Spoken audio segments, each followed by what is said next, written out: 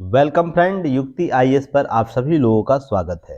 आज 7 दिसंबर है, तो दैनिक जागरण के राष्ट्रीय संस्करण न्यूज़पेपर में आप लोगों के लिए पीटी, मेंस और इंटरव्यू और इन कौन कौन से न्यूज़ को कवर किया गया उस पर हम लोग चर्चा करेंगे, जो यूपीएससी और स्टेट पीसीएस एस्पिरेंट के लिए बहुत ही महत्वपूर्ण है। साथ ही साथ जितने भी सेंट्रल गवर्नमेंट के एग्ज़ाम आप लोग फिल करते हैं और स्टेट गवर्नमेंट के one day exam, competitive exam fill करते हैं, उससे रिलेटेड पीटी फैक्ट क्या क्या है उस पर भी हम लोग नज़र डालते हुए आगे बढ़ेंगे। आगे बढ़ने से पहले आप लोग युक्ति आईएएस के यूट्यूब चैनल को जरूर सब्सक्राइब कीजिए, यूट्यूब चैनल को। साथ ही साथ अपने कलीग को शेयर कर सकते हैं और कमेंट सेक्शन में महत्वपूर्ण सुझाव के साथ साथ जो प्रश्न आपको पीटी और इन मेंस और इन पूछा जाता है उसके रिलेटेड प्रश्नों का उत्तर दे सकते हैं। टेलीग्राम चैनल पर आप जुड़िए, टेलीग्राम चैनल से वहाँ पर बहुत से महत्वपूर्ण स्लाइड शेयर किया जाता है। लगातार लोग मेंस का प्रश्न लिखकर वहाँ शेयर करते हैं दैनिक जागरण टॉपिक से रिलेटेड, तो आप लोग उसमें जुड़ सकते हैं और आप भाग ले सकते हैं। साथ ही साथ युक्ति आईएएस का ऐप ज़रूर डाउनलोड कीजिएगा। ऐप डाउनलोड कीजिएगा तो वहाँ पर बहुत सारी चीज़ आप लोग पा सकते हैं। ऐप डाउनलोड करना है, वहाँ पर टेस्ट अवेलेबल है, आपको दैनिक जागरण न्यूज एनालिसिस का की पॉइंट अवेलेबल है, और साथ ही साथ आपको जितने भी वनडे एग्जाम, कॉम्पिटिटिव एग्जाम होते हैं उससे रिलेटेड आपको टेस्ट दोनों लैंग्वेज बाईलैंग्वेज आपको प्राप्त होंगे, तो आप उसे जरूर ज्वाइन कीजिएगा ताकि आप लोग और बेहतर काम कर सकें। चलिए, आज हम लोग बात करने वाले हैं दैनिक जागरण में जो भी महत्वपूर्ण चीज़ें हैं। तो देखिए, मैंने पिछले कुछ दिन पहले ही संसद सत्र जो होने वाला उससे रिलेटेड एक न्यूज़ कवर किया था। उससे अतिरिक्त जो चीज़ें हैं आपको कवर करनी है, जो आपको यहाँ पर बात की गई। जैसे आपको बात यहाँ क्या क्या की गई है, 17 दिनों का सत्र होगा यह। इसे ही आप लोग को याद रखना, कितने दिन चलेगा ये सत्र। ये निर्धारित है 17 दिन, और स्पेशल रेफरेंस होगा तो अध्यक्ष निर्धारित कर सकता है, इसे 1-2 दिन भी बढ़ा सकता है, उसकी सीमा में आता है। तो संसद का शीतकालीन सत्र आज से स्टार्ट हो रहा है, तो आज का डेट याद रखिएगा, आज 7 दिसंबर से स्टार्ट होगा और 17 दिन इससे शेष चलेगा। इससे रिलेटेड जो भी न्यूज़ होगा हम लोग कवर करेंगे। और जो पहले का जो न्यूज़ था आप लोग को दैनिक जागरण न्यूज एनालिसिस, जिसमें संसद सत्र के बारे में चर्चा किया गया है, उसको आप लोग देख लीजिएगा। बहुत विशेष रूप से सारे संसद सत्र से संबंधित चीज़ों को कवर किया जा चुका है, जिसमें सत्र क्या होता है, सत्र के रूप क्या है, सत्र कितने प्रकार के होते हैं, सत्र क्यों जरूरी है, साथ ही साथ उससे संबंधित और भी प्रावधानों की चर्चा की जा चुकी है, तो आप लोग उसे जरूर देख लीजिएगा। चलिए, नेक्स्ट हम लोग बात करने वाले हैं। इसमें कुछ बातें की गई, देखिए यहाँ पर कुछ अपडेट दिया गया है, डाटा दिया गया, इसे आप लोग कवर करेंगे, जिसमें 29 दिसंबर तक ये चलेगा। इस दौरान दोनों सत्रों में 17 बैठक होगी। कुल जो कितनी बैठक होगी, 17 बैठक होगी, क्योंकि 17 दिन चलेगा तो प्रत्येक दिन एक एक बैठक होगा, तो आप लोग ध्यान रखिएगा। सत्र में सरकार से ज़्यादा जो सत्र है उसमें सरकार की लगभग 23 विधेयक को पारित होने कराने का संभावना है। लगभग 23 विधेयक है ना, उसको जाएगा, इस पर सदन के पटल पर जाएगा, जिससे लंबी जो विधेयक है 35 विधेयक, जिसमें से 7 विधेयक को सरकार संसद में चर्चा कराने की इच्छा में है, और 16 विधेयक नए विधेयक है जो सरकार पेश करेगी। इस डाटा को भी याद रखिएगा, कभी न कभी आप इसे यूज़ कर सकेंगे। और जो विशेष है इसके बारे में आप लोग पिछले न्यूज़ को देख लीजिएगा। चलिए, और प्लेलिस्ट में सारे चीज़ आपको वहाँ मिल जाएंगे, तो आप लोग उसे ज़रूर देखिएगा। चलिए, अब हम लोग बात करने वाले इस टॉपिक जो पीटी, मेंस और इंटरव्यू तीनों स्तर पर आपको काम देगा। लगातार यहाँ पर यूपीएससी और स्टेट पीसीएस से प्रश्न पूछा जाता है, और साथ ही साथ पीटी फैक्ट के रूप में और भी जितने भी कॉम्पिटिटिव एग्जाम होते हैं वहाँ से भी प्रश्न पूछे जाते हैं, तो इसे ज़रूर आप लोग देखिएगा। तो जैसे यूपीएससी के जीएस पेपर 2-3 में यह न्यूज़ आपको कवर करेगा, जिसमें सार्वजनिक वितरण प्रणाली और सरकार की जो नीतियां होती हैं उससे रिलेटेड जो टॉपिक है आपको ये कवर करता है। तो स्टेट पीसीएस वाले स्टूडेंट भी आपको क्या करना है, स्टेट पीसीएस वाले आप लोग अपने जीएस पार्ट से इसे ऐड कर लेंगे, हम लोग विशेष रूप से आगे चर्चा करेंगे। चलिए, थोड़ा सा मैं इसे जूम कर लेता हूँ, उसके बाद जो चीज़ें हैं हम लोग बात करेंगे। देखिए, मामला क्या है, कोई भूखा नहीं सोना चाहिए, सुप्रीम कोर्ट में यह बोला गया है। तो इससे रिलेटेड क्या है कि सुप्रीम कोर्ट में मंगलवार को क्या हुआ था कि हमारी संस्कृति है कि किसी को भी भूखा नहीं सोना चाहिए। उसमें केंद्र सरकार को यह सुनिश्चित करना चाहिए, क्या किस रूप से काम कर रही है सरकार, इस पर आपको सुनिश्चित करने की बात की गई थी। और यहाँ पर देखिए यहाँ पर बात है एक राष्ट्रीय खाद्य सुरक्षा कानून की बात की गई है, और दूसरा ई श्रम पोर्टल का भी चर्चा किया गया। तो ई श्रम पोर्टल जो है इस पर हम लोग पहले भी बात कर चुके हैं। खाद्य सुरक्षा पर हालांकि पहले भी हम लोग बात कर चुके हैं पीडीएस प्रणाली के संदर्भ में, तो वहाँ कुछ संक्षिप्त था। तो आज हम लोग राष्ट्रीय खाद्य सुरक्षा के संदर्भ में सारे पीटी फैक्ट, मेंस फैक्ट और इंटरव्यू फैक्ट चर्चा करेंगे।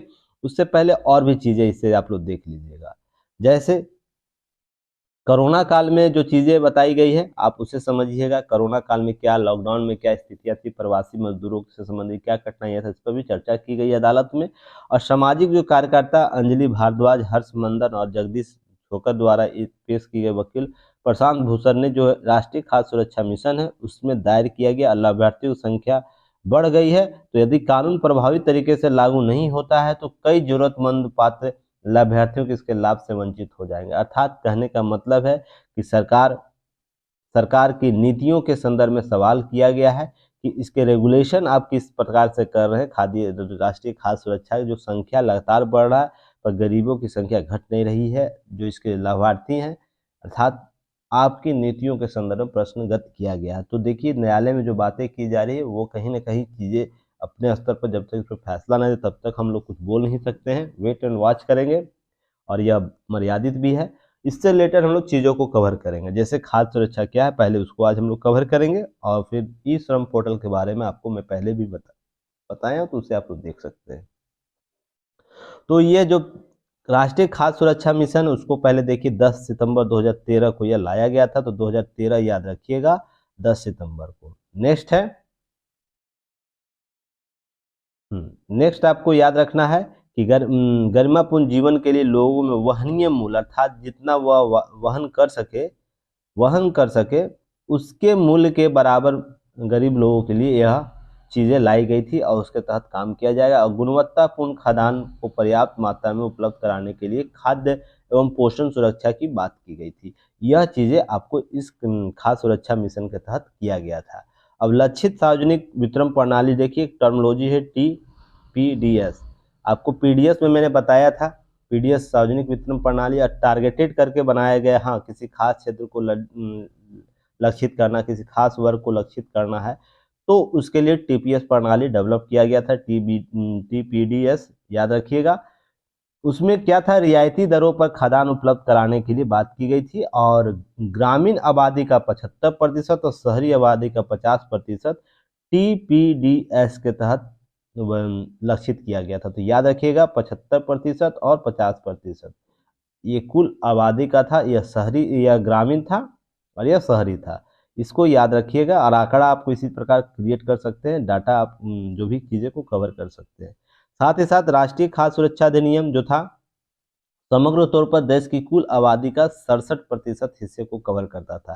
तो याद रखिएगा TPDS क्या कर रहा था, आपको आंकड़े कैसे वर्गीकृत कर रहा था, कितनों को लक्षित कर रहा था।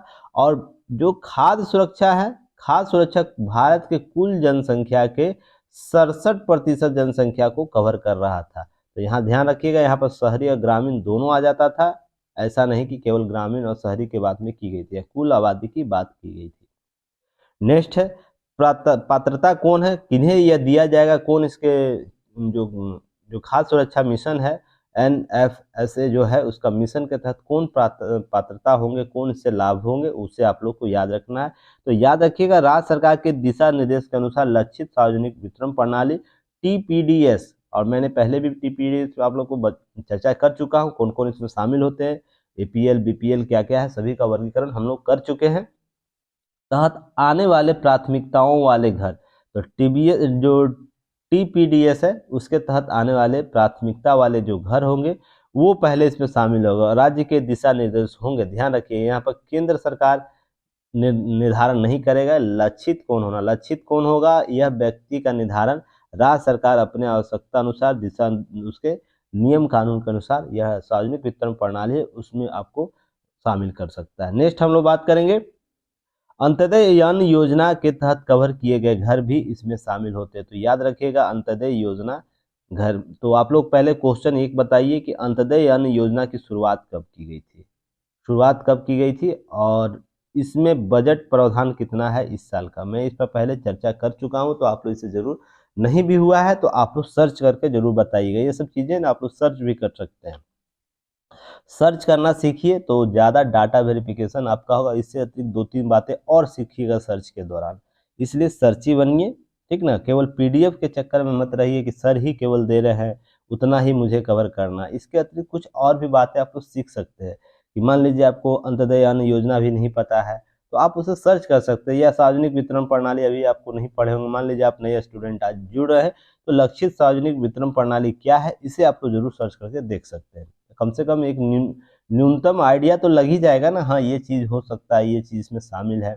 क्यों टीबीएस की टीपीडीएस की बात हो रही है बार बार, तो आप लोग इसे सर्च करके आगे देख सकते हैं। ज़रूरी नहीं कि पिछले जो क्लासेस हो रही है, आप जब चीज़ों को देखिए, ध्यान रखिएगा कि जब भी आप अपना ग्रोथ करते हैं तो उसमें क्या सबसे इम्पोर्टेंट होना चाहिए। एक तो आप एग्जाम के दौरान क्या कीजिए, स्टडी के दौरान एक सर्ची बनिए, सर्च करना सीखिए। दूसरा, रिसोर्स पर बिलीव कीजिए, रिसोर्स जो भी आप काम कर रहे हैं, रिसोर्स उसका बिलीव होना चाहिए। साथ में जो आपको गाइड कर रहा है उसके गाइड के बातों को मानिए। आप किसी से भी बात गाइड ले रहे हैं, उनकी बातों को मानिए, कम से कम उन बातों को जो आपको लाभ दे रहा है। अब उनके इन बातों का नहीं मानना है जो आपको नेगेटिव रूप से प्रभावित कर रहा है, ध्यान रखिएगा ना। तो जो जो बातें आपको गाइड कर रहा है उसकी बातों को मानिए और उनके पॉजिटिव बातों को मानिए। अगर लगता है आपको इससे बेनिफिट हो रहा है तो जरूर आप उसे फॉलो कीजिए। तीसरा, लगातार प्रयास कीजिए, लगातार आपको प्रयास करना है। मान लीजिए 2 दिन लिखते हैं, 4 दिन गायब हो जाते हैं, तो कभी ऐसा आपका सिलेक्शन नहीं होगा, ध्यान रखिएगा। एक ही टॉपिक लिखिए पर डेली लिखिए, 365 दिन लिखने का प्रयास कीजिए, देखिए आपका सिलेक्शन कैसे नहीं होता। और लगातार टेस्ट दीजिए, टेस्ट देने से होगा कि आप किस दिशा में पढ़ रही है ये जान सकिएगा। तो ये सिर्फ 3 चीज़ है सक्सेस पाने का कमीशन में, तो आप कर सकते हैं। तो इसमें क्या था देखिए, अंत्योदय अन्न योजना के तहत फरवरी 2021 का डाटा अभी तक अवेलेबल था, जिसमें लगभग 2.37 करोड़ परिवार या 9.01 करोड़ व्यक्ति शामिल है। ध्यान रखिएगा, यहाँ पर दोनों आंकड़ा दिया हुआ है। कितना? 2.7 परिवार। और एक परिवार में कितने लोग होते हैं? 5 लोगों को शामिल किया जाता है, एक माँ को, एक पिताजी को और इसके 3 बच्चों को शामिल किया जाता है, जो भारतीय परिवार में आपको परिवार कहलाता है। तो चलिए नेक्स्ट है, तो 9.1 आपको करोड़ व्यक्ति शामिल है इसमें, ध्यान रखिएगा। तो आपको ये आंकड़ा याद रखना, इससे रिलेटेड आपको प्रश्न पूछ सकता है। प्रावधान क्या है, यह सबसे इंपॉर्टेंट है, इसे आप लोग जानिएगा। इसके तहत प्रावधान क्या रखा गया? प्रावधान यह है कि जो प्रति माह व्यक्ति है 5 किलोग्राम खाद्यान्न, जिसमें 3 किलो चावल प्रति किलो की दर से खरीद सकता है, गेहूं 2 रुपये प्रति किलो की दर से मिलता है, अब मोटा अनाज 1 रुपये किलो के दर से मिलता है। तो याद रखिएगा इस आंकड़े को। कैसे?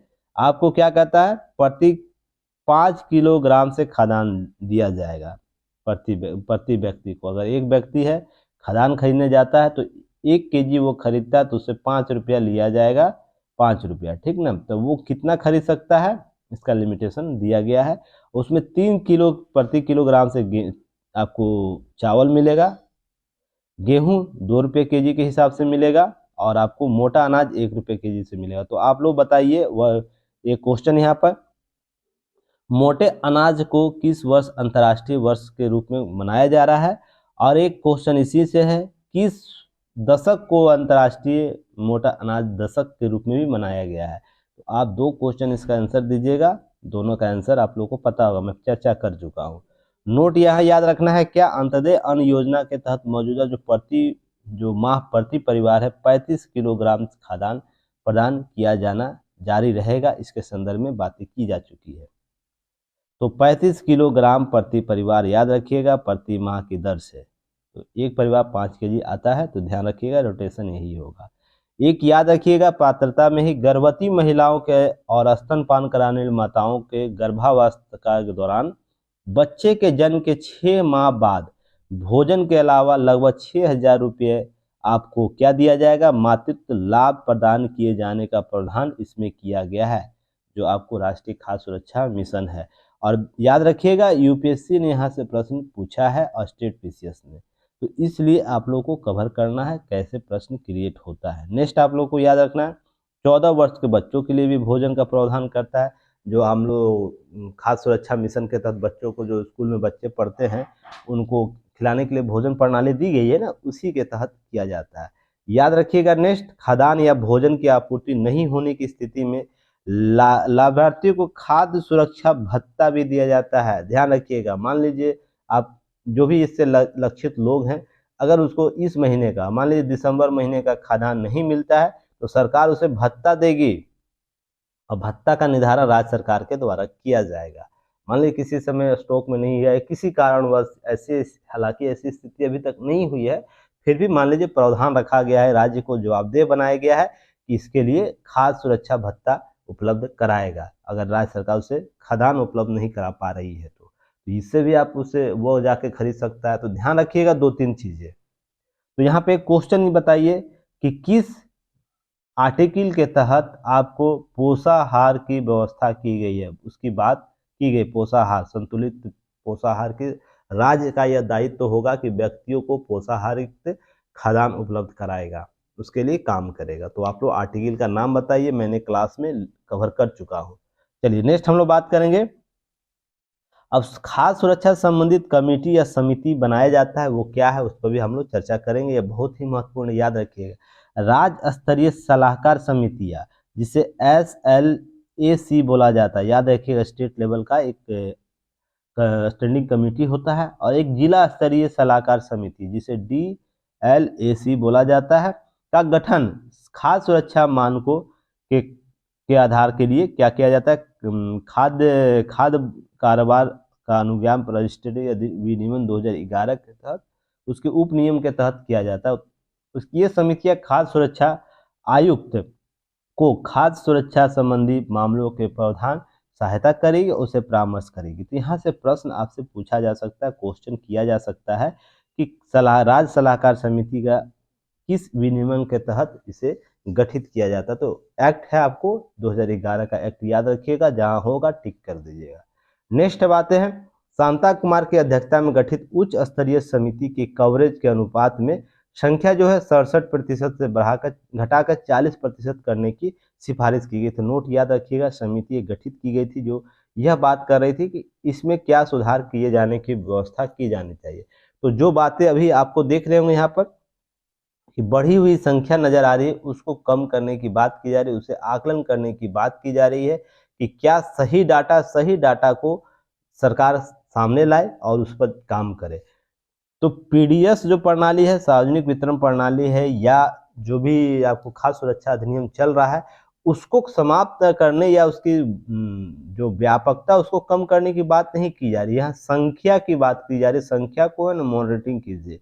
तो यहाँ भी शांता कुमार समिति है, तो वो आपको मॉनिटरिंग की ही बात किया था। तो इसे याद रखिएगा, यह प्रश्न इस बार आपसे पीटी में पूछ सकता है कि जो संख्या है उससे सार्वजनिक वितरण प्रणाली में हो, या तो आपको जो खाद्य सुरक्षा अधिनियम है उसमें जो संख्या है उससे संबंधित सुझाव देने के लिए किस कमेटी का गठन किया गया। तो शांता कुमार समिति का गठन किया गया, इसे याद रखिएगा। अब समिति के मुताबिक क्या है, जनसंख्या का 67% कवरेज की जाती है, इसमें लगभग 40% तक सीमित किया जाना चाहिए। आपको जो भारत के लेवल पर जो 67% की बात की गई थी, उसको घटाकर कितना प्रतिशत लाने की बात की जा रही है? 40%, अर्थात 27% की कमी की बात कर रही है, क्योंकि 2013 से 2022 के बीच का जो दरमियान है वो बढ़ चुका है। तो आप इसे जरूर देखिएगा, और देखिए इससे संदर्भित जो चीजें की गई सिफारिश उसे अपने नोट्स में जरूर लिखिएगा। अब देखिए इसी के तहत इनका कहना था, जो शांता समिति था उनका कहना था कि जिसके तहत आसानी से बीपीएल परिवारों को कवर किया जा सकता है। देखिए बीपीएल परिवारों जो बिलो प्रॉपर्टी जो गरीबी आकलन रेखा है उससे नीचे के जो लोग होंगे उसको आसानी से हम लोग कवर कर सकते हैं। चलिए आर्थिक रूप से फिर नेक्स्ट है आर्थिक सर्वेक्षण 2021, याद रखिएगा यहाँ पर कुछ बातें की गई थी। अभी आर्थिक सर्वेक्षण जो है 21-22 चल रहा है, तो उसमें जो 21 में था उसमें बात की गई थी केंद्रीय पूल में जारी खादानों का केंद्रीय निर्गमन CIP की बात की गई थी, जिसमें संशोधन करने की सिफारिश की गई थी, जो बीते कई वर्षों से अपरिवर्तित है। जो खादानों का केंद्रीय निर्गमन मूल्य है, जो आपको इसमें पढ़ाते हैं हम लोग, जो खादान आपूर्ति की जाती है केंद्र के द्वारा राज्यों को FDI के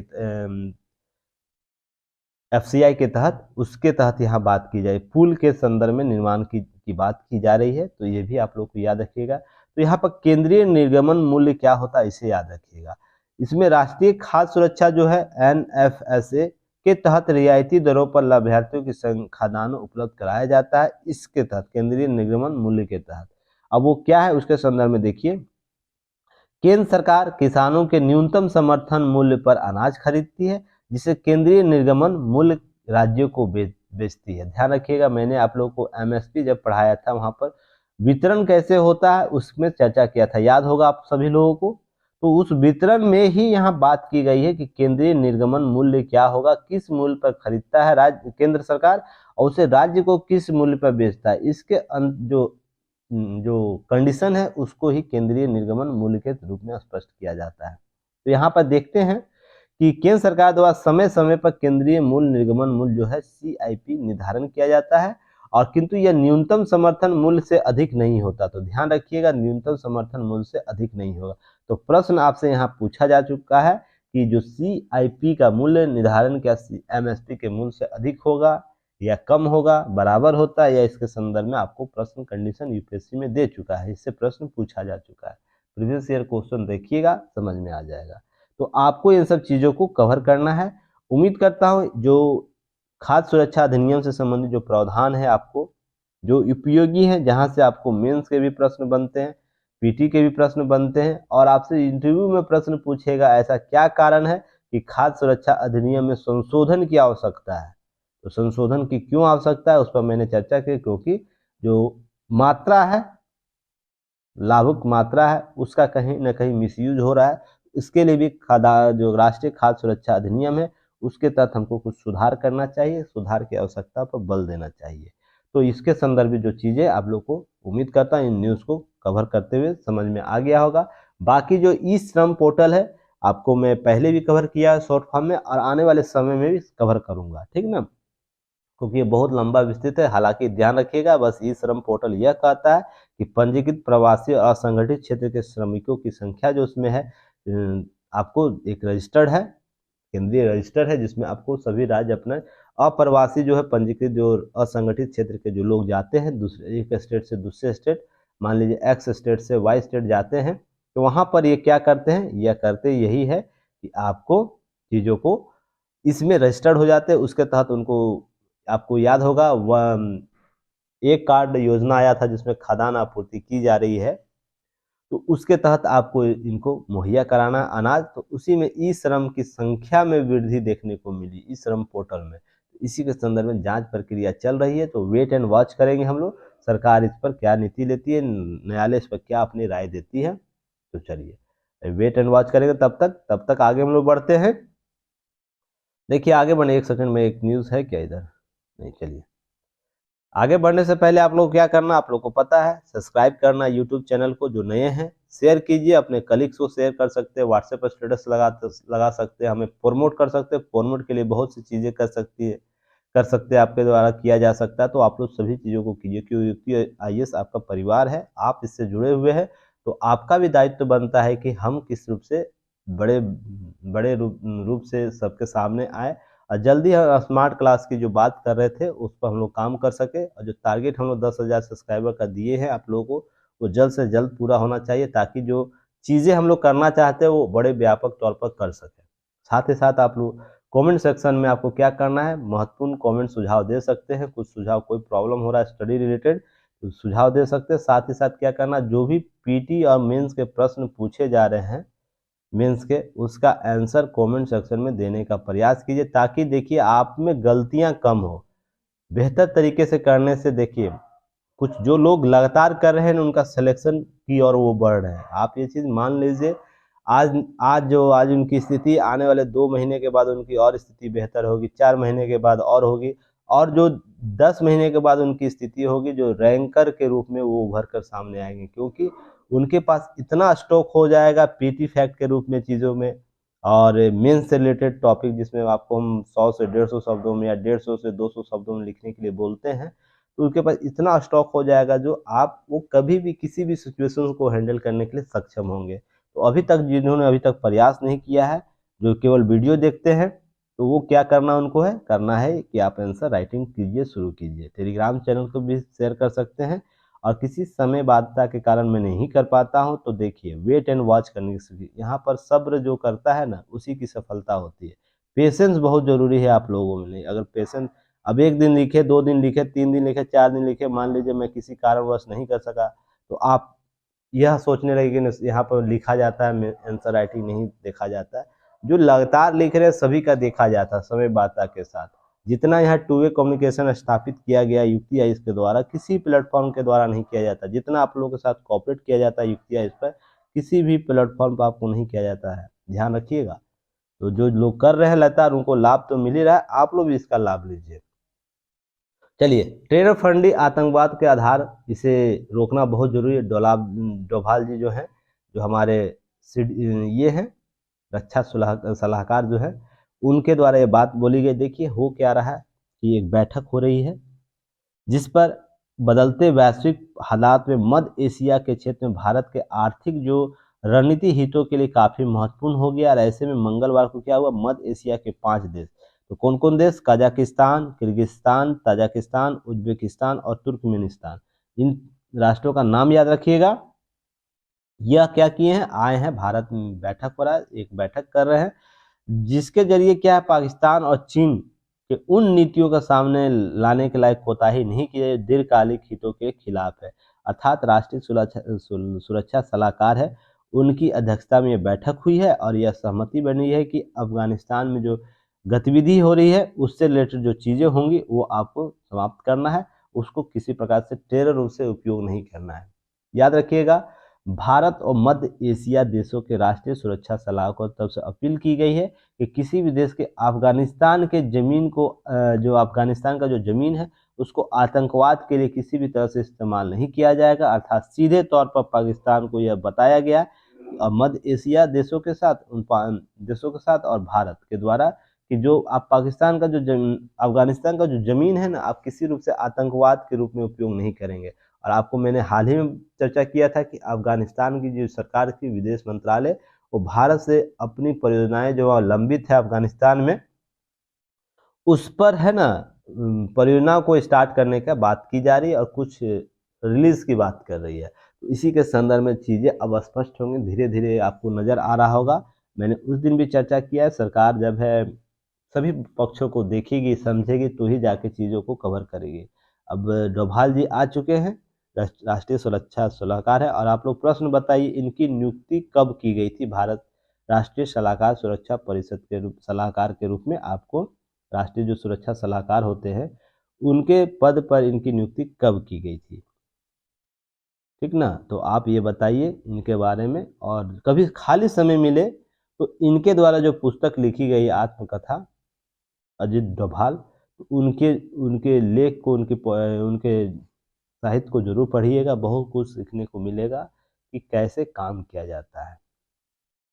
नेक्स्ट आप लोग को याद रखना है, परियोजनाओं पारदर्शिता और स्थानीय प्राथमिकताओं के वित्तीय तौर पर टिकाऊ रहने की संभावना है। सभी देशों की संप्रभुता और भौगोलिक अखंडता को ध्यान में रखते हुए आगे बढ़ाए जाने की बात की गई। अर्थात जो हमारा जो विदेश नीति है जिस रूप से कार्य करता उसमें बात की गई है क्या कि जवाबदेहिता तय करने की बात की गई, सभी की संप्रभुता को बनाए रखने की बात यहाँ की गई।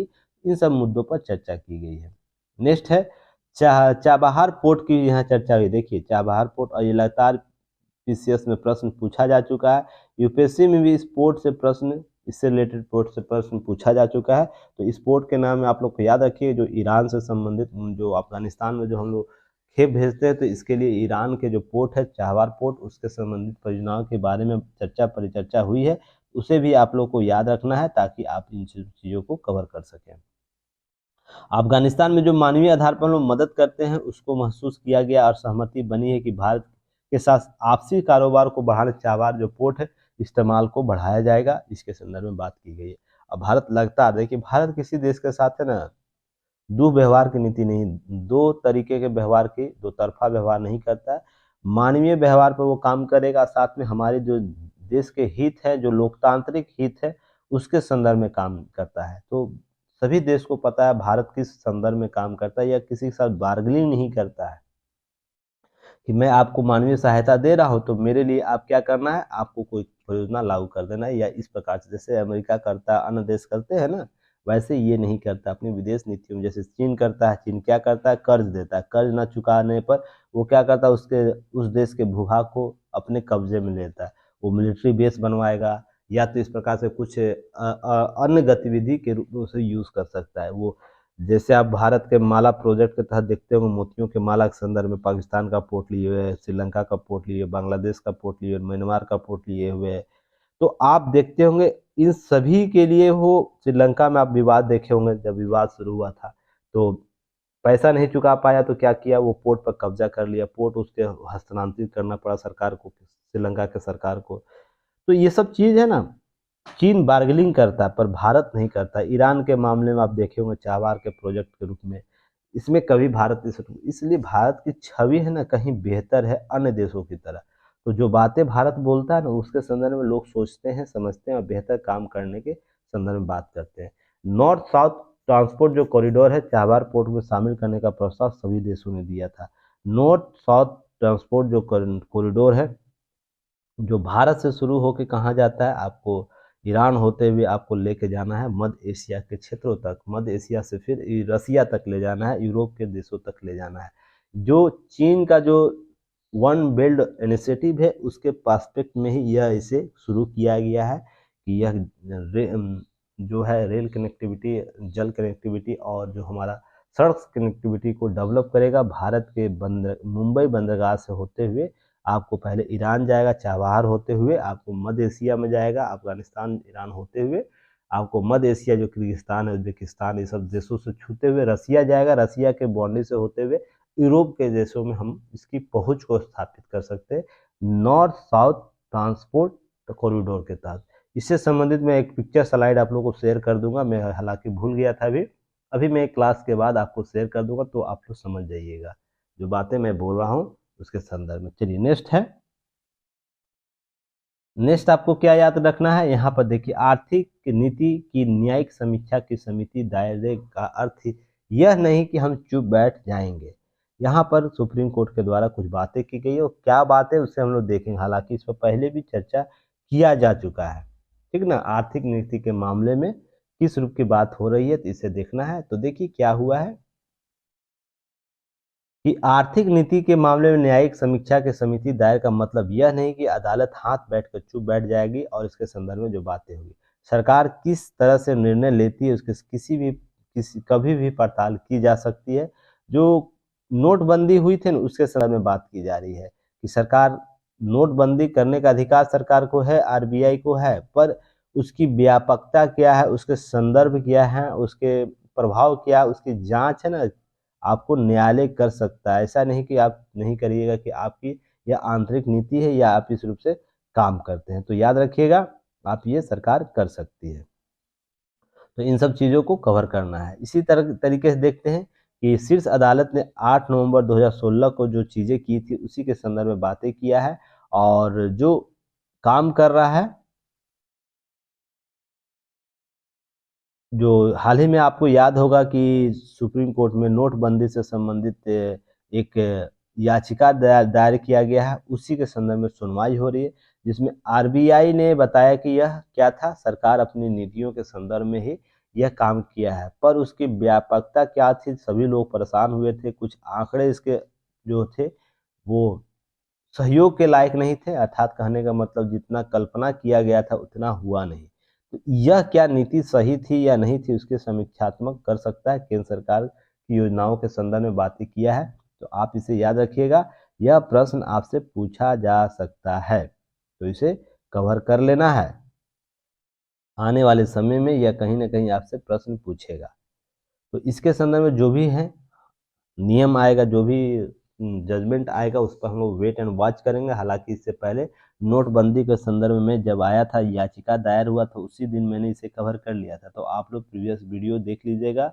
युक्ति आईएएस के प्लेलिस्ट में जाइएगा, दैनिक जागरण न्यूज एनालिसिस के प्लेलिस्ट में आपको सारे न्यूज आपको वहाँ मिले, लगभग 125 क्लासेस कवर किया जा चुका है, तो उसे देखिएगा, सभी जगह आप लोग को अवेलेबल हो जाएगा। और आप प्रीवियस ईयर जो प्रीवियस आपको वीडियो है वो जरूर देखते चलिए ताकि आप लोग को लाभ उसका मिल सके, ठीक ना।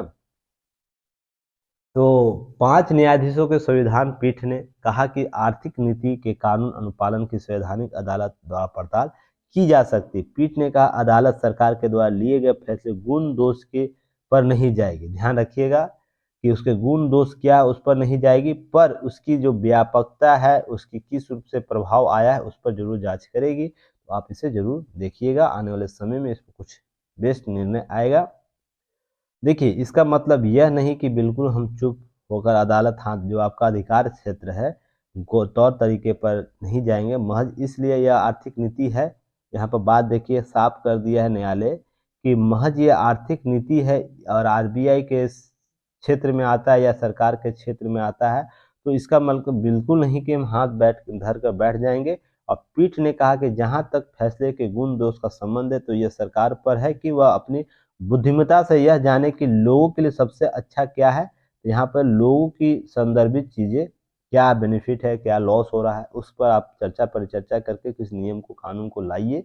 नहीं तो लेकिन रिकॉर्ड में क्या लिया जा गया है, क्या सभी प्रक्रिया का पालन किया गया, इस पर हम गौर करेंगे कि लाभ और बुद्धिमत्ता का दाव सबसे अच्छा क्या, ये आप देखिए और हम देखेंगे क्या जो नियम का पालन किया गया या नहीं, नियम के अनुसार चीज़ों को गौर उससे संबंधित आंकड़ों को अनुपालन हुआ है नहीं, इस पर हम चर्चा करेंगे और विशेष रूप से बात करेंगे। तो न्यायालय ने स्पष्ट कर दिया कि आप है ना चीज़ें विधायिका और का न्यायपालिका कार्यपालिका के संबंधित जो विवाद उसको हम लोग नहीं करेंगे। तो ये सब चीज़ें कवर करनी है ताकि आपको हो जाए। ये सब न्यूज़ जब आएगा तो हम लोग चर्चा करेंगे। हिंद महासागर क्षेत्र में देखा गया चीन की जासूसी जहाज। और देखिए वांग जो ये चर्चा था जो जासूसी जहाज है, इसको याद रखिए, युआंग 15 को याद रखिएगा, हिंद महासागर में दाखिल हुआ है। और जो बैलिस्टिक मिसाइल है, परीक्षण से पहले चीन का जासूसी जहाज यहाँ पर आया है और जांच कर रहा है कि क्या भारत क्या कर रहा है। लंबी दूरी की जो बैलिस्टिक मिसाइल की जांच किया था, उसी के संदर्भ में यहाँ बातें हो रही हैं। तो ये न्यूज़ बस आपको कवर करना है, ये सब कुछ एक्स्ट्रा होता नहीं है। बस आपको क्या करना है, हाल ही में हम्बनटोटा बंदरगाह से जहाज में टकराव के बाद श्रीलंका के बीच राजनीतिक विवाद हुआ था, जो मैंने इसे न्यूज़ भी कवर किया था। तो याद रखिएगा, ये सब आपको कवर करते चलना है कि क्या अपडेट हिंद महासागर में हो रहे हैं, हिंद महासागर क्षेत्र में, अरब सागर में या बंगाल सागर में क्या अपडेट हो रहे हैं, कौन कौन से चीज़ें हुई हैं। अब चीन का यहाँ पर आया है तो ध्यान रखिए, हिंद महासागर में चीनी जासूसी जहाज। तो अपडेट बस जानते चलना है, बाकी जो चीज़ें होंगी हम लोग जब विशेष रूप से चर्चा होगा तो हम लोग बात करेंगे। देखिए, फर्जी इंटरनेट मीडिया पोस्ट पर निष्पक्ष चुनाव के लिए बन रहे हैं चुनौतियां, जो इलेक्शन कमीशन है उसके इनके द्वारा किया जा रहा है, जो राजीव कुमार है उनके द्वारा बात की जा रही है। और ये बहुत हद तक सही भी, मैंने उस दिन भी आपको कवर किया था जब जो चीफ जस्टिस कर रहा, चीफ इलेक्शन कमीशन जो है उनकी जब चर्चा मैं कर रहा था, चुनाव आयोग की चर्चा का, उसमें भी मैंने ये बात बोला था कि सोशल मीडिया है ना बहुत ही डाइवर्ट कर दिया लोगों के बौद्धिकता को डाइवर्ट कर दिया है, सोचने समझने की जो कैपेसिटी है उसको कमज़ोर कर दिया है। क्यों कर दिया है, आप याद रख करिए कि ट्विटर पर कौन लोग हैं, अधिकतर कौन लोग हैं जो खाली बैठे हुए हैं, वो लोग हैं जो इन्फ्लुएंस करना चाहते हैं, और वे लोग हैं जो अपनी बातों को है इन लोगों से मनवाना चाहते हैं, इन अपनी बातों पोस्टों को रखना चाहते हैं और उसके बाद एक राय क्रिएट करना चाहते हैं। ध्यान रखिएगा, तो राय क्रिएट करना चाहते हैं। क्या ट्विटर पर कभी गरीब आदमी है? याद रखिए, जो आम मतदाता है, जो कहीं ना कहीं वोट दे रहा है, जो व्यापक तौर पर जो वोटों की संख्या सर्वाधिक है, जहां पर जिनके पास एक आंकड़ा है, जिनके पास 67% लोगों के पास मोबाइल ही नहीं है, तो इंटरनेट वो कैसे चलाएंगे? एक आंकड़ा आपको मैं बताया था ना। तो सोचिए कि ये 67% तो है नहीं, पर जो लोग मान लीजिए 33% जो लोग हैं इंटरनेट पर भी, तो उसमें जरूरी सभी लोग आपको इन ट्विटर पर या सोशल मीडिया पर होंगे, नहीं होंगे। 33% में मान लीजिए 15 से 20% होंगे, मान के चलिए। तो इस 15 से 20% के लोगों के द्वारा एक राय क्रिएट किया जाता है, एक सोशल मीडिया कमेंट्स के द्वारा, ट्विटर हो, फेसबुक हो या और भी माध्यम जो है।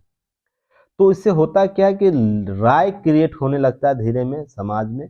तो इस प्रकार के इन्फ्लुएंस बढ़ जाता है कि फर्जी जो इंटरनेट है उसके संदर्भ में। अब ये कैसे होता है आप देखिए, मान लीजिए अभी दो उदाहरण देता हूँ। एक राहुल जी का चल रहा है आपको भारत जोड़ो अभियान, तो भारत जोड़ो अभियान के पॉजिटिव भी एस्पेक्ट है, नेगेटिव एस्पेक्ट है, दोनों स्तर के होंगे ना। तो क्या करेगा, पॉजिटिव इम्पैक्ट जो पार्टी विपक्ष का पार्टी है पॉजिटिव न बढ़ा के नेगेटिव बातों को इतना प्रोपोट कर देगा, इतने लोगों के सामने ला देगा कि लोग समक्ष में ना राय क्रिएट हो जाएगा कि नहीं ये गलत तरीके से इसे जोड़ा जा रहा है। पर इसके पॉजिटिव इम्पैक्ट भी है ना, ऐसे भुना नहीं पा रही है कांग्रेस। तो ये होता है क्या कि आप है ना लोगों तक इसे पहुंच स्थापित करने नहीं देते हैं। और दूसरा, अभी हाल ही में रवीश जी का एनडीटीवी से बाहर निकल गए हैं और उनके बाद मीडिया पर आते हैं, यूट्यूब पर आते हैं। इसके भी देखिए पॉजिटिव और नेगेटिव बातें हैं ना। तो अभी आप क्या देख रहे होंगे, इसके नेगेटिव बातें ज़्यादा निकल के आ रही कि क्या इसके कारण है, क्या किस रूप से है। तो ये फर्जी जो है ना इंटरनेट बहुत ही खतरनाक होता है। तो चुनाव में भी ये फर्जी इंटरनेट काम करता होगा ना, व्यक्ति विशेष के जो भी पार्टी पॉलिटिक्स है उसमें, और प्लस उम्मीदवार है उसके लिए, तो राय क्रिएट कर देता है। और ये फर्जी इंटरनेट देखिए बहुत से चीज़ों को डाइवर्ट कर देता है। एक स्वच्छ लोकतंत्र में जो इस प्रकार के फर्जी इंटरनेट है, हेट स्पीच है, या तो इस प्रकार के जो अपारदर्शिता अपनाई जाती है, उसके लिए चुनाव आयोग के पास एक चुनौती, इसे कैसे हैंडल करेगा। तो आने वाले समय में आपको देखने को मिलेगा इससे नियम कानून बनने वाले होंगे।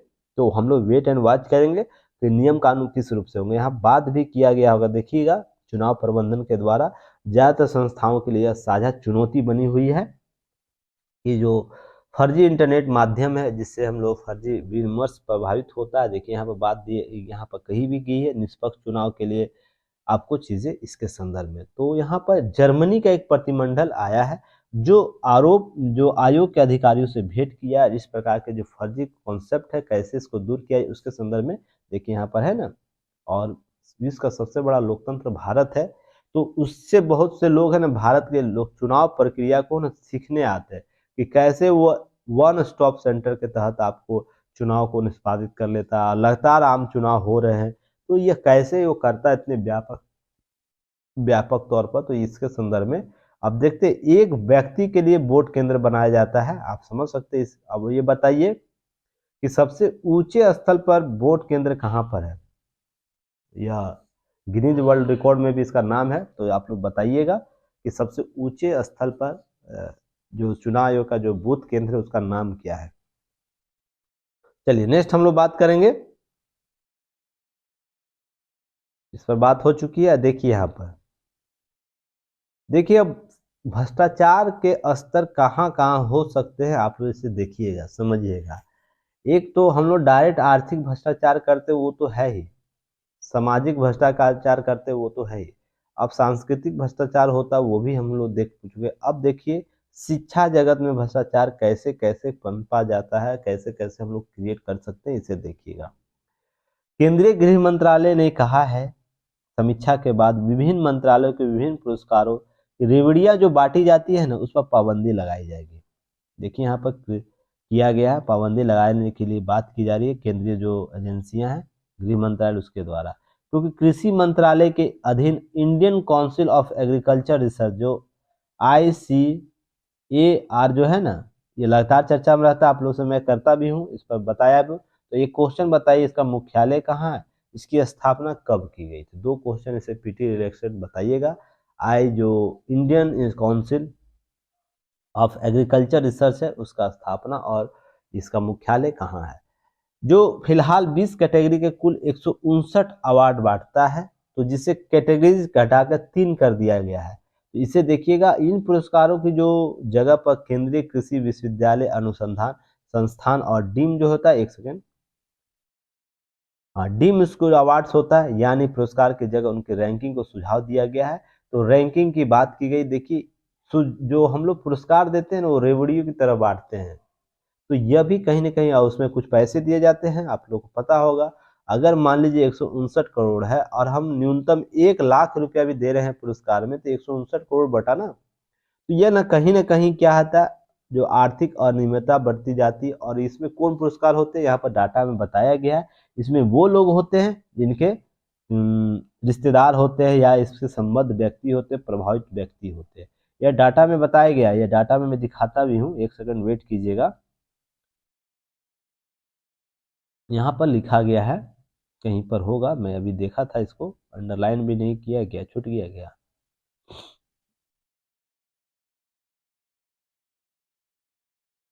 आपको पेपर मिलेगा, देख लीजिएगा, इसमें लिखा हुआ है कि व्यक्ति विशेष को दिया जाता है।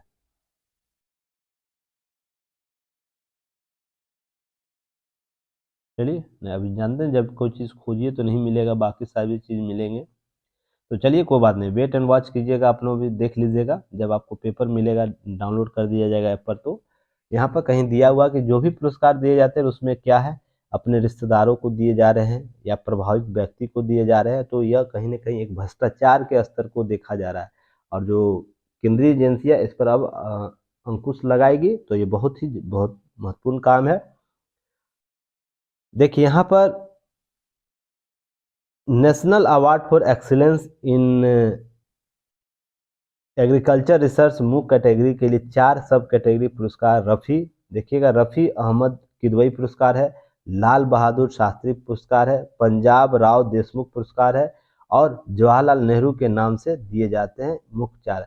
अब इसको याद रखिएगा, इसमें कुछ कुछ पुरस्कार दिया गया है, ध्यान रखिए, सब कैटेगरी याद रखिएगा, सब कैटेगरी में इसे वर्गीकृत कर लीजिएगा 4 सब कैटेगरी में। वे नानाजी देशमुख है, फारूक फखरुद्दीन अली अहमद है, स्वामी सहजानंद सरस्वती है। तो आप लोग इनका योगदान पढ़ लीजिएगा। लगातार सहजानंद सरस्वती से आपको प्रश्न बिहार में पूछा जाता है बीपीएससी में, तो ये क्यों योगदान इनका है, आप जानते हैं किसान आंदोलन के क्रम में इनका महत्वपूर्ण योगदान था, तो पुरस्कार उनको दिया जाता है इससे रिलेटेड नाम को। इसी तरह बसवंत नाइक के नाम से पुरस्कार दिया जाता है। National award for innovation and technology development farmers category में भी 4 पुरस्कार दिए जाते हैं। तो आप लोग इसे क्या करना है, कैटेगरी बांट लेना है, उसमें नाम याद रख लेना है कौन किस कैटेगरी में देता है। तो याद रखिएगा, इसमें आपके जो बहुत से स्वतंत्रता आंदोलन के दौरान जो व्यक्ति विशेष है उससे संबंधित आपको पुरस्कार दिए जाते हैं, उनके योगदान को बस याद कर लेना है, उसे रिकॉल कर लेना है। और प्रश्न देखिए ऐसे ही पूछे जाते हैं। अब मान लीजिए इन सभी का चर्चा आया ना, तो इस साल इन सभी लोगों का प्रश्न इन लोगों से होगा। तो आप देखिए जो चौधरी चरण सिंह थे, doctor Rajendra Prasad, Norman Borlaug, जो जो व्यक्ति विशेष रहे, इनका योगदान कौन नहीं जानता है। अब इसी से रिलेटेड प्रश्न पूछ देगा, तो आपको क्या करना है, ये सब चीज़ों को याद रखना है, कैटेगराइज कर लेना है, ताकि आप लोगों को कभी दिक्कत ना हो। चलिए, और ये सब केस स्टडी के तौर पर यूज़ कीजिएगा, कहाँ भ्रष्टाचार कैसे पनपाया जाता है, कैसे उसे बढ़ाया जाता है, सींचा जाता है। अब सोच के देखिए, 159 पुरस्कार दिया जा रहा है, अब 1-1 लाख ही अगर पुरस्कार के तौर पर दिया जा रहा है, तो 159 करोड़ हो जाएगा, और राशि अलग-अलग होती है सभी जगह, आप लोग को पता है। तो विभाग के अतिरिक्त जो पैसे, उसका मिसयूज़। चलिए नेक्स्ट हम लोग न्यूज़ पर देखेंगे, क्या है न्यूज़, देखिए नीचे है। छत्तीसगढ़ में एक भ्रष्टाचार का स्तर देखा गया, महालेखाकार की ऑडिट रिपोर्ट आया सामने, जिसमें बड़ा भ्रष्टाचार के संदर्भ में है। इसे भी केस स्टडी के तौर पर आप यूज कीजिएगा। छत्तीसगढ़ में जो चीज़ें खरीदी थी 46 करोड़ में, कोरोना की जांच किट खरीदाया गया 79.98 करोड़ में खरीदा गया है, तो यह ध्यान रखिएगा। तो यह ऑडिट में आया है, तो महालेखाकार का ऑडिट आप लोगों को देख लेना है, मैं इस पर चर्चा कर चुका हूँ पहले भी, तो आपको एक बार रिवाइज कर लेना है। मैंने जो कैग का रिपोर्ट उस पर चर्चा किया था, राज्यों के भी संदर्भ में बातें कर चुका हूँ, तो आप इसे देख लीजिएगा, और यहाँ पर जो केस स्टडी के तौर पर इसे यूज कर सकते हैं अपने एग्जाम में। चलिए नेक्स्ट हम लोग बात करेंगे, ये सब केस स्टडी के तौर पे यूपीएससी में आप लोग यूज़ कर सकते हैं, पेपर 4 में या कहीं भी GS2 के पेपर में केस स्टडी के तौर पर यूज कर सकते हैं। देखिए एक पीटी फैक्ट है यहाँ पर, आप लोग को इसे देख लेना है पीटी फैक्ट के रूप में।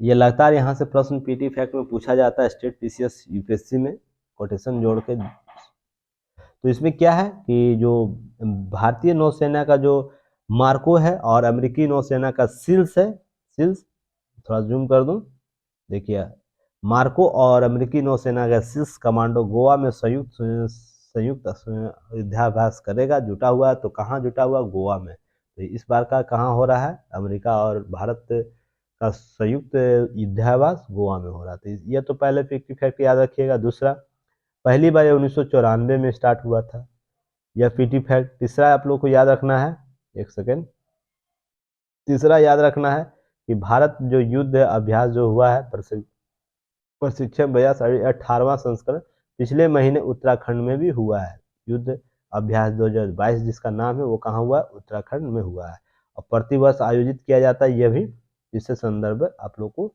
न्यूज़ को कवर करना है। पीटी फैक्ट के बारे में इस पर लगातार चर्चा होते रहती है, प्रश्न आपको पूछेगा। अब देखिएगा जो पिछला संस्करण था अभ्यास का, जो अभी वर्तमान गोवा में जो होगा, उसका संस्करण कहाँ हुआ था लास्ट? 2021 का अमेरिका में हुआ था, अलास्का में होती है। ये प्रश्न आपसे पूछ सकता है, इससे रिलेटेड आपको चीज़ों को कवर करना है। चलिए नेक्स्ट हम लोग बात करेंगे। देखिए न्यायिक नियुक्ति से प्रक्रिया संबंधित हम लगातार न्यूज़ कवर कर चुके हैं। समय मिले तो इसे ज़रूर पढ़िएगा क्योंकि वही बातें की जा रही है लगातार।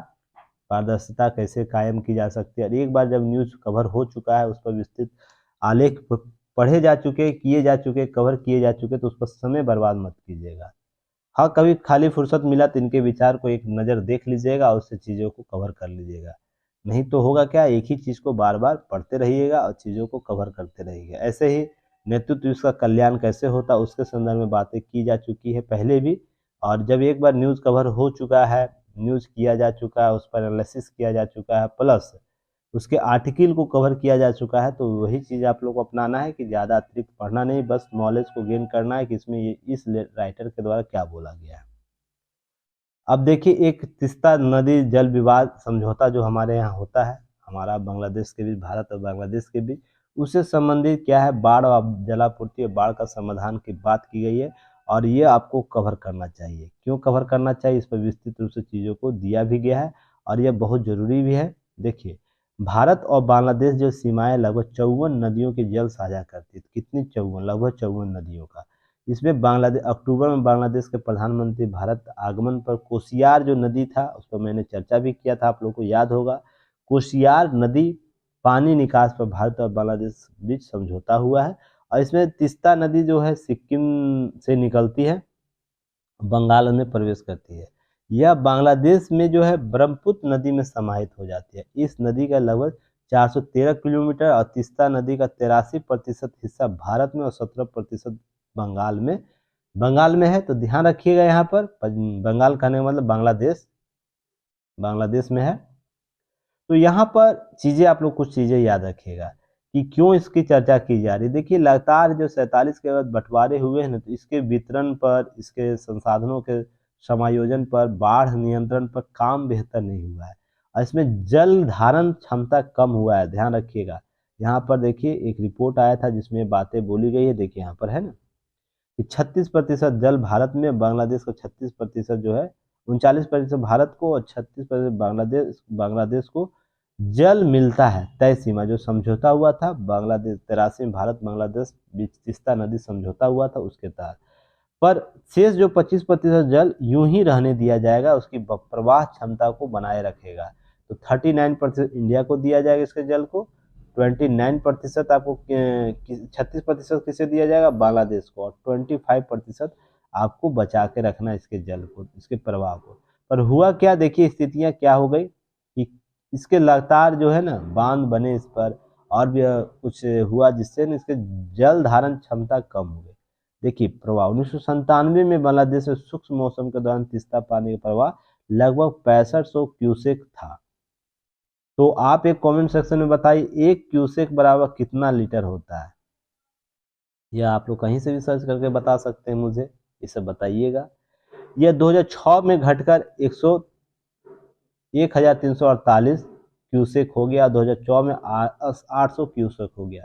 तो कितने प्रतिशत की कमी हो गई देख लीजिए, 6500 से लेकर अभी वर्तमान में 800 क्यूसेक हो गया। तो बताइए कोई नदी जल के प्रणाली में अगर जल धारण क्षमता इतना कम हो जाएगा तो क्या वो नदी प्रभावित नहीं होगी, उसके जो पर्यावरणीय एस्पेक्ट है वो प्रभावित होगा, साथ ही साथ उस पर जो संसाधन जीवित है वो प्रभावित होगा, योजनाएं प्रभावित होगा और सबसे बड़ी जल समस्या उत्पन्न होगी। तो ये सब कारण है तीस्ता नदी के जल बंटवारे में हम लोग किस प्रकार से प्रबंधन कर रहे हैं ये समझने की जरूरत है। उसी पर चर्चा यह लेख करता है और बातें की गई। साथ में चीन ने ऑफर किया इस नदी के संदर्भ में लगभग 57 करोड़ या 93.7 करोड़ डॉलर के हिसाब से इसकी मदद करेगा तीस्ता परियोजना, मेगा परियोजना शुरू करने के लिए। इस पर भी और भी आसार उभर कर सामने है कि इसका और दोहन होगा। तो यहाँ पर जरूरी है कि इस नदी की जीवंतता को बनाए रखना, उसकी जो नेचुरल बहने की जो शक्ति है उसके लेवल को बनाए रखना। जो 6500 था क्यूसेक, जो वह 800 से कैसे बढ़ाया जाए, इस पर काम होना चाहिए। अब फिर इस पर बांध बना दीजिएगा, रोक दीजिएगा, तो आने वाले समय में यह कहीं ना कहीं बर्बाद हो जाएगा नदी तंत्र, और इससे संबंधित जो क्षेत्र है वो कहीं ना कहीं जल समस्या, सूखे, बाढ़ की समस्या से उत्पन्न होगा। इन सब चीज़ों पर ध्यान देना, इस पर आगे बढ़ना है। नेक्स्ट है, देखिए, मूल्यांकन में कमी हुई, यूनिकॉर्न की संख्या घटकर 85 हो गई है। अभी हम लोग 101 से ऊपर पहुंच चुके थे, अधिक हो गया था। इसी वर्ष मिला था 100वां यूनिकॉर्न भारत को, पर हालांकि जो मंदी चल रहा है, वैश्विक मंदी चल रहा है, उसके कारण यह स्थिति हुई है, उत्पन्न हुआ, जिसमें संख्या घट गई है। और फिनबोल्ट एक डाटा जारी करता है जिसमें यह बताया गया कि अमेरिका में सबसे ज़्यादा आपको यूनिकॉर्न कंपनी, जिसमें 704 वहाँ है, उसके बाद चीन में है 243 है, उसके बाद भारत में है एक, अभी 100 था जो 85 तक आ गया है। और साथ ही साथ आपको यहाँ आंकड़ा रखना है, 56 यूनिकॉर्न ब्रिटेन में है, इस लिस्ट में वो चौथे स्थान पर है। जर्मनी 36वें स्थान पर। तो पहले स्थान पर कौन है? अमेरिका है, दूसरे स्थान पर चीन है, तीसरे स्थान पर भारत है, चौथे स्थान पर आपको ब्रिटेन है, और पांचवें स्थान पर कौन है? जर्मनी है, यूनिकॉर्न संख्याओं में।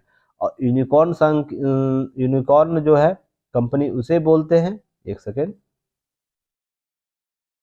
यूनिकॉर्न कंपनी उसे बोलते हैं जिनकी जो सालाना जो है $1 अरब का मूल्यांकन वाले कंपनी को, एक सेकेंड, $1 अरब के मूल्यांकन वाले स्टार्टअप को हम लोग क्या बोलते हैं? Unicorn company. तो अभी $82 $1 चल रहा है, मान के चलिए $1 का मूल्य, $1 का मूल्य $82 चल रहा है। तो 8200 करोड़ रुपया जिनके पास होगा सालाना ना, उसे आपको यूनिकॉर्न कंपनी बोला जाता है। तो ध्यान रखिएगा। और 14 नए यूनिकॉर्न बने थे भारत में जनवरी से जून 2022 में। तो ये भी आपको प्रश्न पूछ सकता है। और 2 यूनिकॉर्न ही बन पाए हैं अभी जुलाई सितंबर में, क्योंकि मंदी चल रहा है ना, ये भी सबसे बड़ा प्रभावित कारक है, जिसे आप लोग देख लीजिएगा। और भारत में जो 100वां जो यूनिकॉर्न कंपनी बना था, तो याद रखिएगा, यहाँ पर देखिए, बेंगलुरु की neo bank platform series D दौर में फंडिंग जुटाने के साथ साथ भारत का 100वां यूनिकॉर्न कंपनी बना था।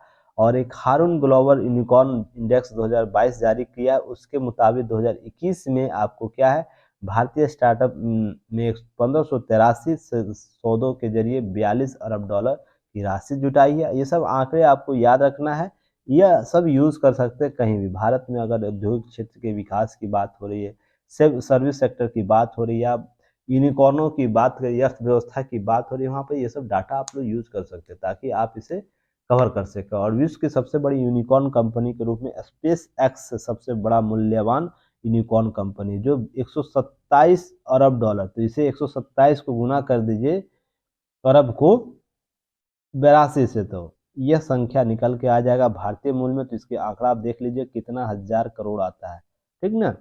यूनिकॉर्न कंपनी, उसके 95 अरब मूल्यांकन की दूसरी कंपनी को स्ट्राइप है, जो दूसरे स्थान पर आता है। इसे आप लोग कवर करिएगा, ये चीज़ें आप लोग को समझ में आएगा कि किस रूप से यूनिकॉर्न की भूमिका है। चलिए नेक्स्ट हम लोग देखेंगे, चर्चा करेंगे। यहाँ पर देखिए, एशिया में परोपकारियों में अदानी सबसे 3 भारतीय शामिल है। देखिए यहाँ पर जो एशिया में सबसे ज़्यादा जो दान करते हैं, उस परोपकारी में 3 व्यक्तियों का नाम लिया गया है, जिसमें आपको गौतम अंबानी है, शिव नादर है, अशोक सुता है, जो वर्तमान में सबसे ज़्यादा आपको परोपकार कर रहे हैं, जो डोनेट कर रहे हैं। चलिए नेक्स्ट हम लोग बात करेंगे। चलिए, एक और था, कहाँ गया न्यूज़।